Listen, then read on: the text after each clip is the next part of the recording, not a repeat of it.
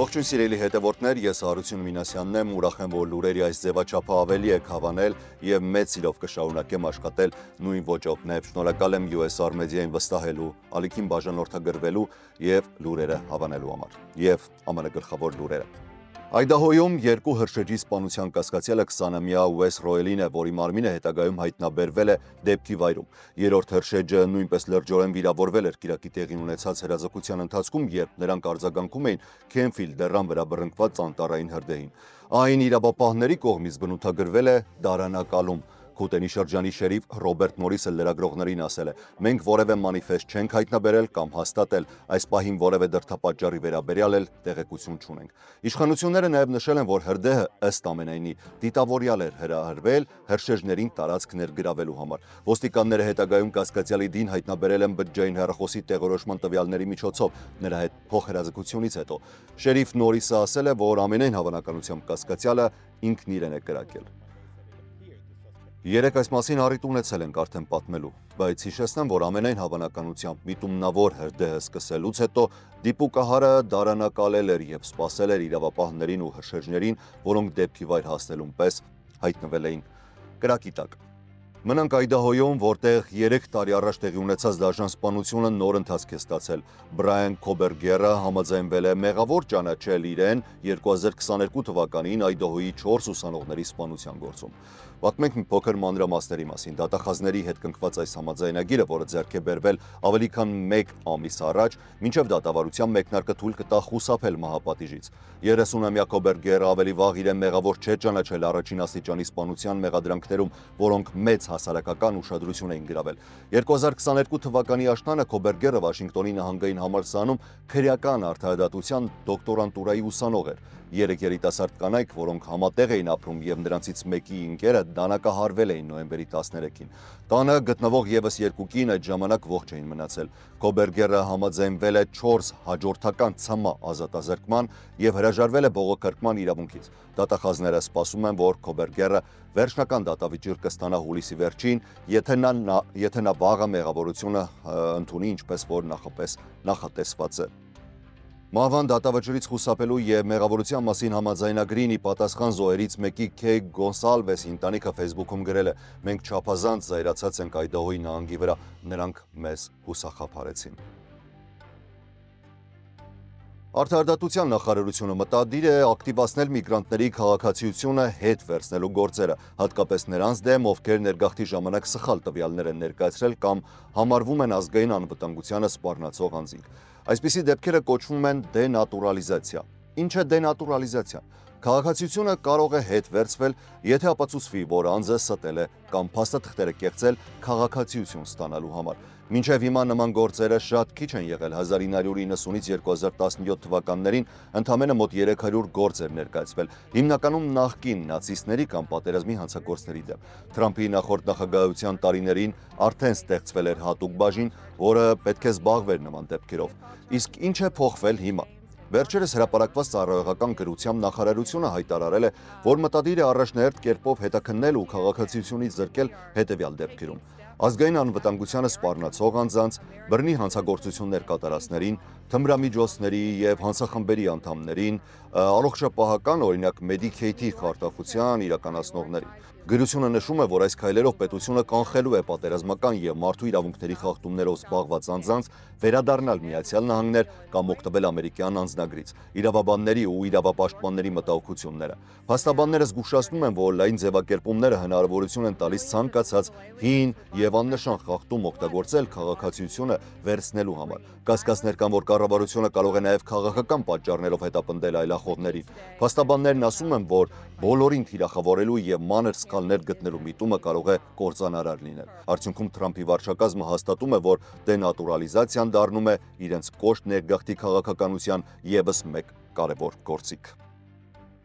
Տեղափոխվենք Ֆլորիդա։ Նախագահ Դոնալդ Թրամփը շրջայց է կատարել Էվենգրելցում նոր միգրացիոն կալանավորման կենտրոնում, որը շրջապատված է ալիգատորներով, լեցուն ճահիճներով։ Նա հայտարարել է, որ այս վայրը կարող է օրինակ դառնալ ողջ երկրում նմանատիպ կենտրոններ ստեղծելու համար, քանի որ իր վարչակազմը ձգտում է ընդլայնել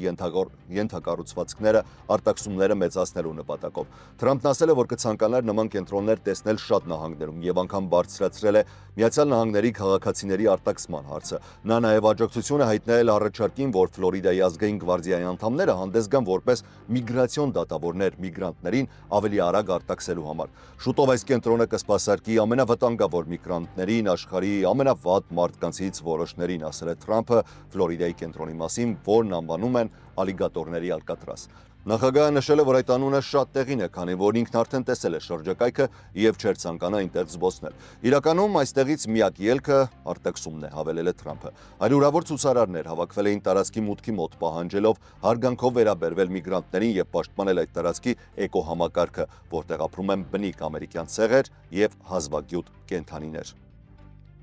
Իդեպ նախապես նախատեսվում էր մինչև 5000 մարդ տեղավորել կենտրոնում, սակայն նահանգապետ Ռոն Դեսանտիսը այսօր հայտարարել է, որ այն կսպասարկի մոտավորապես 3000 հոգու։ Առաջին կալանավորները կենտրոնում արդեն կտեղավորվեն վաղը։ Կենտրոնը կառուցվել է ընդամենը 8 օրում Էվերգլեյդսի 16 կիլոմետր հատվածում։ Այն ունի ավելի քան 200 տեսախցիկ, շուրջ 8500 մետր փշալար եւ 400 անվտանգության աշխատակից։ Կենտրոնի տարեկան սպասարկման վարձը արժեքը 450 միլիոն դոլար է։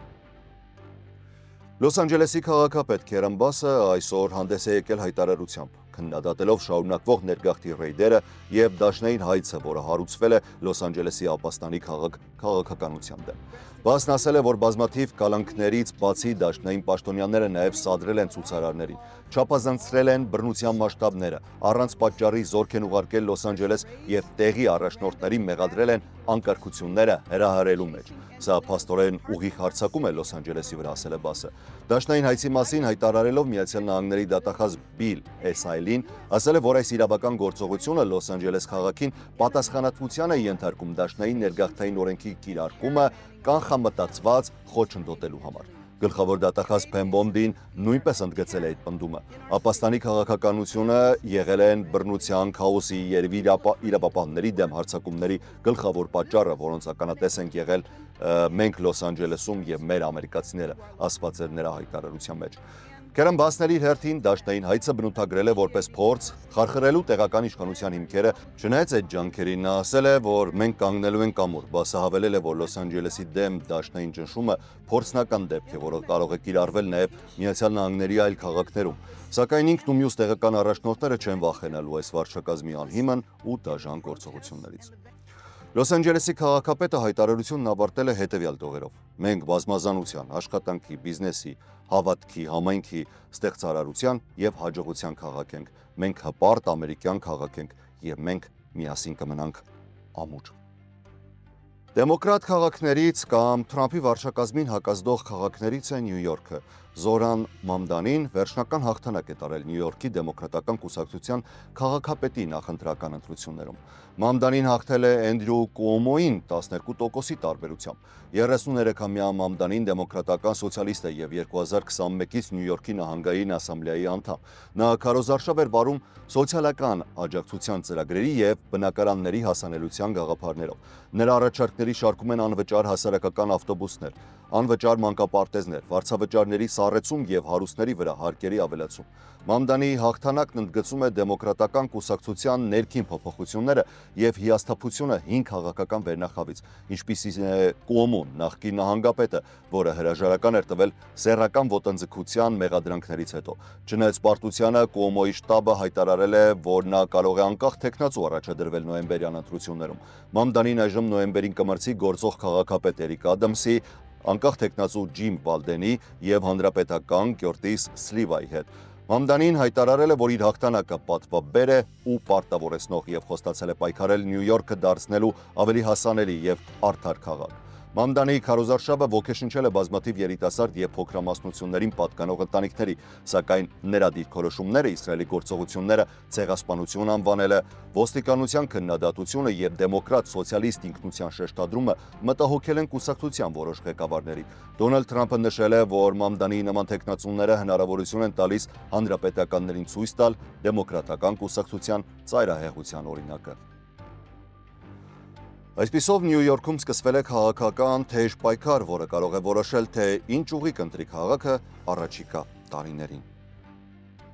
Մինչդեռ դաշնային մակարդակում չեն հանդարտվում կրքերը, հատկապես կոնգրեսում։ Հանրապետական սենատորները անցկացրել են նախագահ Դոնալդ Թրամփի խոշոր հարկային եւ բյուջետային օրինագիծը, հաղթահարելով դեմոկրատների եւ սեփական կուսակցության ընդդիմությունը գիշերային նիստից հետո։ Վերջնական քվեարկության արդյունքը 50-50 էր, եւ որոշիչ ձայնը տվել է փոխնախագահ Ջեյ Դի Վենսը։ Երեք հանրապետական սենատորներ Թոմ Թիլիսը, Սյուզան Քոլինսը եւ Ռենդ Փոլը միացել են դեմոկրատներին դեմ քվեարկելով օրինագծին։ Հանրապետականների համար օրինագիծը մինչև այս փուլը հասցնել է շատ բարդ եւ դժվարությունները դեռևս ավարտված չեն։ Փաթեթերը վերադարձվել է ներկայացուցիչների պալատ, որտեղ խոսնակ Մայք Ջոնսոնը նախազգուշացրել էր սենատորներին չփոփոխել այն, սակայն Սենատը փոփոխություններ է կատարել, հատկապես Medicaid-ի դրույթներում, առաջացնելով նոր ռիսկեր եւ օրինագիծը ըստ Թրամփի պահանջի պետք է հուլիսի 4-ից առաջ լինի նրա սեղանին։ Հանրապետական մեծամասնության առաջնորդ Ջոն Թյունը փորձում էր վերջին պահին համաձայնություններ ձեռք բերել կուսակցության ներսում նրանց հետ, ովքեր մտահոգված էին, որ Medicaid-ի կրճատումները միլիոնավոր մարդկանց կզրկեն առողջապահությունից եւ նրանց հետ, ովքեր ավելի խորը կրճատումներ էին պահանջում դեֆիցիտը նվազեցնելու համար։ Հանրապետական ղեկավարները չէին կարող կորցնել ավելի քան 3 հանրապետական սենատորի աջակցություն, այլապես կտապարվել ամեն ինչ։ Կոնգրեսի անկախ բյուջետային գրասենյակի վերլուծությամբ, եթե օրինագիծը օրենք դառնա, 2034 թվականին 11.8 միլիոն մարդ կմնա առանց ապահովագրության։ Փաթեթը կավելացնի դեֆիցիտը մոտ 3.3 տրիլիոն դոլարով։ Ընդհանուր սենատի օրինագիծը ներառում է 4.5 տրիլիոն դոլարի հարկային զեղչեր։ 2017 թվականի Թրամփի տոկոսադրույքները մշտական դարձնելով եւ ավելացնելով նոր հարկային դրույթներ։ Փաթեթը կվերացնի միլիարդավոր դոլարների կանաչ էներգիայի վարկային արտոնությունները։ Այն նախատեսում է 1.2 տրիլիոն դոլարի կրճատում, հիմնականում Medicaid-ի եւ սննդի թոշակների հաշվին,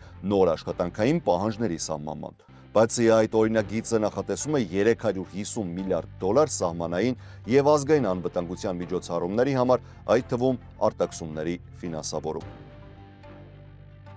Վերջին շրջանում Միացյալ Նահանգների նախագահ Դոնալդ Թրամփի եւ Իլոն Մասկի միջև լարվածությունը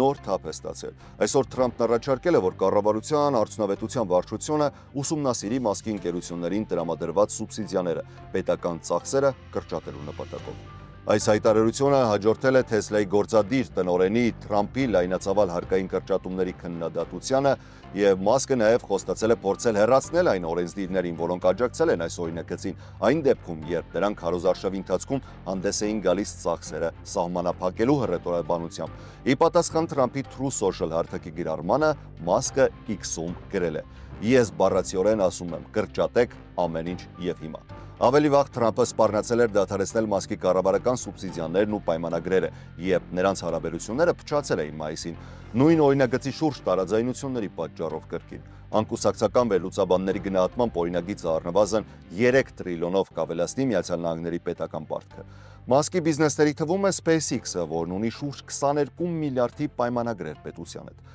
Մասկի եւ Թրամփի հակասությունները նաեւ անկայունություն են առաջացրել Տեսլայի բաժնետոմսերի գների վրա։ Հունիսի 5-ին ընկերությունը կորցրել էր մոտ 150 միլիարդ դոլար շուկայական արժեք, թեև հետագայում բաժնետոմսերի գները մասամբ վերականգնվել են։ Այսօր Ֆրանկֆուրտի բորսայում Տեսլայի բաժնետոմսերը կրկին նվազել են մոտավորապես 5%-ով։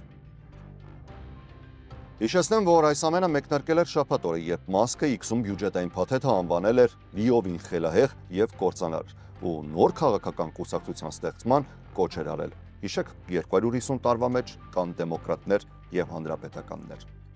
Ի հակառակ այս ամենի շուկաներում աշխուժություն է նկատվում։ Տեսլայի վաճառքները աճել են Նորվեգիայում եւ Իսպանիայում հունիս ամսին, ցույց տալով, որ որոշ գնորդներ սկսել են ձեռք բերել նոր ձևափոխված Model Y էլեկտրամեքենան։ Վերջին ամիսներին եվրոպական շուկաներում Tesla-ի վաճառքները կտրուկ նվազել էին, հասնելով վերջին տարիների նվազագույն մակարդակին։ Վաճառներից մեկը համարվում էր Իլոն Մասկի հարաբերությունները Միացյալ Նահանգների նախագահ Դոնալդ Թրամփի հետ եւ Եվրոպայում ծայրահեղ աջակողմյան քաղաքականության նկատմամբ նրա համակրանքը։ Սա հանգեցրել էր բողոքների, ինչպես նաեւ ընկերության սրահների, լիցքավորման կայանների վանդալիզմի։ Tesla-ն 2020-ից ի վեր նոր զանգվածային մոդել չէր ներկայացրել, մինչդեռ ավանդական ավտոմոբիլային արտադրողները ակտիվորեն թողարկում են ավելի մատչելի էլեկտրամեքենաներ։ Այդ ընթացքում չինական մրցակիցները, օրինակ BYD-ն, արագ տեմպերով աճեցրել են շուկայի իրենց մասնաբաժինը, սակայն նորացված Model Y-ը, որը եվրոպական բազմաթիվ շուկաներում ներկայացվել է մայիս-հունիս ամիսներին, որոշ չափով բարելավել է Tesla-ի ցուցանիշները։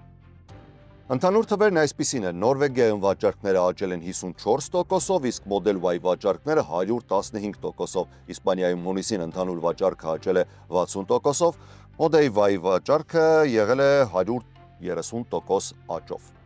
Չինաստանում արտադրված եւ Միացյալ Նահանգներում Amazon-ի միջոցով վաճառվող ապրանքների գները աճում են ավելի արագ, քան ընդհանուր գնաճը։ Այս մասին է վկայում DateWave-ի վերլուծական կենտրոնի ուսումնասիրությունը։ Նրանց տվյալներով նման ապրանքների զամբյուղի միջին գինը հունվարից մինչև հունիսի կեսերը աճել է 2.6%-ով։ Համեմատության համար նույն ժամանակահատվածում սպառողական գների հիմնական ինդեքսը տարեկան հաշվարկով աճել է մոտավորապես 2%-ով։ Ուսումնասիրությունը դիտարկել է Amazon-ում վաճառվող 1047 ապրանք, որոնց արտադրության երկիրը հստակ նշված է որպես Չինաստան։ Ամենաշատ գնաճ գրանցած ապրանքների շարքում են դպրոցական եւ գրասենյակային պարագաները, էլեկտրոնային սարքերը, օրինակ տպիչները, ինչպես նաեւ կենցաղային իրերը, կահույք եւ խոհանոցային պարագաներ։ Գների աճը բնականաբար տատանվել է ապրանքից ապրանք, որոշ ապրանքների գները նույնիսկ նվազել են։ Թեև կարող են լինել նաեւ այլ պատճառներ, DateWave-ը նշել է, որ գների աճի ժամանակացույցը հուշում է, որ այստեղ դեր ունի Միացյալ Նահանգների նոր մաքսատուրքերի ազդեցությունը չինական ապրանքների վրա։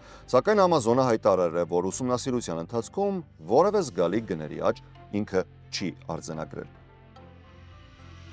Միջազգային թեմաներով Իսրայելի հարվածները Գազայում սպանել են առնվազն 60 մարդու, վերջին շաբաթների սա ամենասաստիկ գրոհների ժամանակ, հայտնում են բուժաշխատողները։ Առնվազն 20 մարդ, այդ թվում կանայք, երեխաներ եւ տեղի լրագրողը սպանվել են Գազա Սիթիում ծովափնյա սրճարանում։ Աբու Աբդալան ասել է, որ տեսել է, թե ինչպես է ռազմական ինքնաթիռից արձակված հրթիռը հարվածում տարածքին, որը ընտանիքների համար հայտնի հանգստի վայր է։ Ռմբակոծությունը տեղի ունեցել այն պահին, երբ իսրայելցի պաշտոնյաները մեկնում էին Վաշինգտոն Միացյալ Նահանգների նախագահ Դոնալդ Թրամփի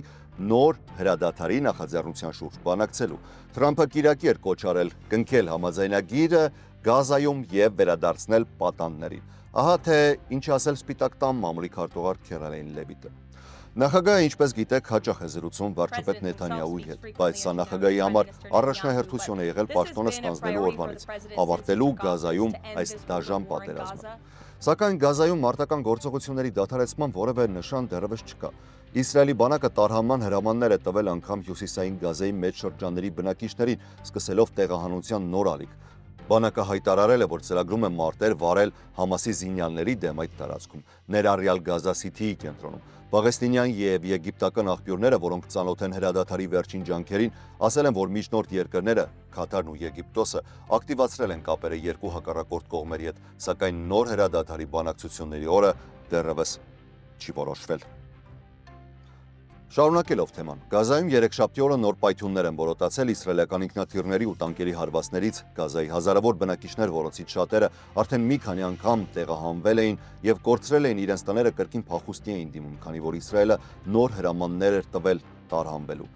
Տեղական առողջապահական մարմինները հայտնել են, որ վերջին 24 ժամում իսրայելական հրաձգության եւ ռազմական հարվածների հետևանքով առնվազն 112 մարդ է զոհվել, ավելի քան 400-ը վիրավորվել։ Այս տունը Ջուեյդայում հարվածի է ենթարկվել երկուշաբթի։ Մահմուդ Աքիլանը վնասվածքներ է ստացել հարվածից եւ կոչ է արել դադարեցնել կրակը։ Ես կոչ եմ անում բանակցողներին լուծում գտնել, մի փոքր զիջել հանուն ժողովրդի։ Ի վերջո, ուզում եք, որ Գազայում ոչ ոք չմնա, ասել է նա։ Իսրայելի նոր հարձակումը տեղի է ունենում այն պահին, երբ Իսրայելի ռազմավարական հարցերով նախարար Ռոն Դերմերը վարչապետ Բենյամին Նեթանյահուի հիմնական վստահված անձը արդեն Միացյալ Նահանգներում է նախագահ Թրամփի հետ հնարավոր հրադադարի շուրջ քննարկումներ անցկացնելու համար։ Նեթանյահուն այսօր անգամ ասել է, որ նախատեսում է հաջորդ շաբաթ մեկնել Միացյալ Նահանգներ եւ անձամբ հանդիպել Թրամփի հետ գրեթե 21 ամիս ընթացող պատերազմի ընդհատման շուրջ բանակցությունները մտել են փակուղի։ Գազայի հումանիտար ճգնաժամը խորացել է։ Երեքշաբթի ավելի քան 170 ոչ կառավարական կազմակերպություն կոչ են արել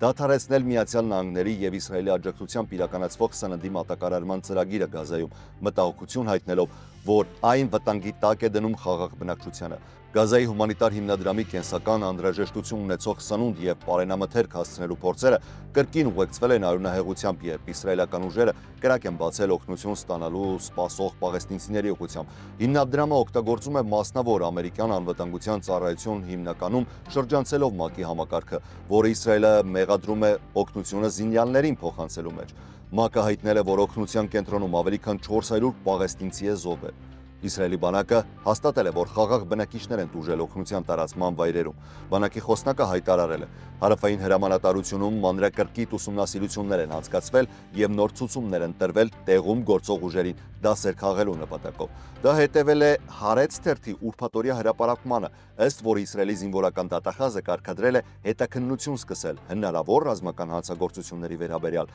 այն մեղադրանքների հիման վրա, որ իսրայելական ուժերը դիտավորությամբ կրակ են բացել պաղեստինցի խաղաղ բնակիչների ուղղությամբ օգնության կետերի մոտ։ Իսրայելի դեսպանը ՄԱԿ-ում երկուշաբթի օրը ընդունել է բռնության փաստը, սակայն մեղադրել է Համասին։ Մենք ջանքեր ենք գործադրում տարածքի անվտանգությունն ապահովելու եւ Համասին այդ վայրերից հեռու պահելու համար։ Համասը փորձում է դարձնել այդ տարածքները վտանգավոր մարդկանց համար, ասել է նա։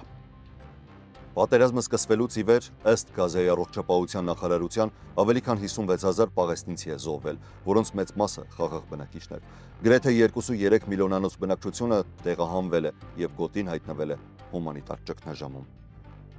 Եվ վերջին օրվա լուրը ճգնաժամի մեկ այլ օրինակ Կոնգոյի Դեմոկրատական Հանրապետությունում։ Այստեղ էլ խնդիրը USAID-ն է։ Կոնգոյում, որտեղ բռնությունները սրվել են այս տարվա սկզբից, հազարավոր մարդիկ օգնություն չեն ստանում։ Դա տեղի ունեցել այն բանից հետո, երբ Միացյալ Նահանգների նախագահ Դոնալդ Թրամփի վարչակազմը չեղարկել է Կոնգոյին 100,000 փաթեթներ տրամադրելու պայմանագիրը։ Այս որոշումը, որի մասին նախկինում չէր հաղորդվել առողջապահական կենտրոններին, ինչպես օրինակ Բենի քաղաքի այս կենտրոնին, զրկել է կարևոր միջոցներից այն ժամանակ, երբ դրանք առավել քան երբևէ անհրաժեշտ են։ Կենտրոնի գլխավոր բուժքույրը հայտնել է, որ շատ հետևանքներ կան։ Օրինակ, եթե բռնաբարության զոհը կանխարգելիչ բուժում չստանա 48 ժամվա ընթացքում, դա մեծ վնասներ կհասցնի նրա առողջությանը եւ կյանքին։ Նա կարող է ձեռք բերել սեռական ճանապարհով փոխանցվող վարակներ, ներառյալ միավ, B եւ C տեսակի վիրուսային հեպատիտ, ինչպես նաև հղիանալ։ Հունվարին Ռուանդայի կողմից աջակցվող M23 ապստամբները ներխուժել էին Կոնգոյի արևելք երկարատև հակամարտության նոր սրման շրջանակում։ Դրանից հետո ըստ ՄԱԿ-ի գրանցվել է մոտավորապես 67,000 բռնաբարության դեպք եւ ենթադրվում է, որ իրական թիվը շատ ավելին է։ Միկին պատմել է, որ քնած էր, երբ տղամարդիկ ներխուժել են իր տուն, նա ասել է, որ բռնաբարությունից հետո ամաչել է դիմել բժշկի։ Վերջապես ստացել է բուժումը, բայց շատերը մնացել են առանց օգնության։ ՄԱԿ-ի բնակչության հիմնադրամը UNFPA-ը նշել է, որ հյուսիսային Կիվու նահանգի 34 առողջապահական գոտիներից միայն 7-ում կա նվազագույն քանակությամբ հետ բռնաբարության փաթեթ։ Միջինում օգնություն խնդրած զոհերի միայն 13%-ն է ստանում միավի կանխարգելման դեղորայք 72 ժամյա սահմանված ժամկետում։ Միացյալ Նահանգների միջազգային զարգացման գործակալության USAID-ի պայմանագիրը մատակարարի հետ արդեն ընթացքի մեջ էր, երբ հունվարին Իլոն Մասկը հայտարարեց գործակալությունը փակելու մասին։ Կառավարության արդյունավետության բարձրացման ծրագրի շրջանակում ՄԱԿ-ը եւ այլ հումանիտար կազմակերպություններ հայտնել են, որ պայմանագիրը անմիջապես չեղարկվել է։ Նրանք այժմ փորձում են շուրջ 35 միլիոն դոլար միջոցներ ներգրավել ֆինանսավորման բացը լրացնելու համար, դիմելով Գեյթսի հիմնադրամին եւ այլ արևմտյան երկրներին։ Թրամփը, որը նախորդ շաբաթ Սպիտակ տանը հյուրընկալել էր Ռուանդայի եւ Կոնգոյի արտգործնախարարներին ամերիկյան միջնորդությամբ խաղաղության համաձայնագիր ստորագրելու համար, հայտարարել է, որ Միացյալ Նահանգները անհամաչափ մեծ գումար է ծախսում արտաքին օգնության վրա։ ՄԱԿ-ի հրապարակած փաստաթուղթը զգուշացնում է բռնաբարության փաթեթների ֆինանսավորումը դադարեցնելու հետևանքների մասին։ Դրանք են բռնաբարության զոհերի մահեր, անցանկալի հղիություններ, վտանգավոր աբորտներ, բարձր մայրական մահացության ռիսկեր եւ միավի տարածում։ Թեև օրվա լուրերը տոնով ենք ավարտում, հորդորում եմ ձեզ լինել առողջ եւ խաղաղ։ Այսօրվա համար նախատեսել էինք այսքանը, ես Հարություն Մինասյանն եմ։ Շնորհակալ եմ ուշադրության համար։